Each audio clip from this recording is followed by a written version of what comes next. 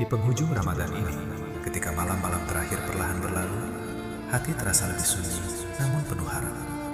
Setiap doa yang terangkat, setiap air mata yang jatuh, menjadi saksi betapa kita ingin menjadi lebih baik dari sebelumnya.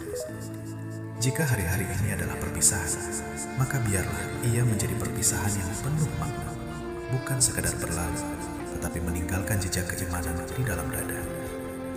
Ya Allah, jika Ramadan ini adalah yang terakhir bagiku, terimalah semua amal ibadahku dengan segala kekurangannya.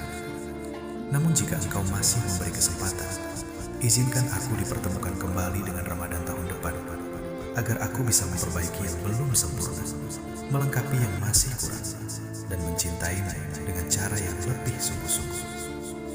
Karena sesungguhnya, bukan tentang berapa banyak Ramadan yang telah kita lewati, tetapi tentang apakah kita benar-benar berubah setelah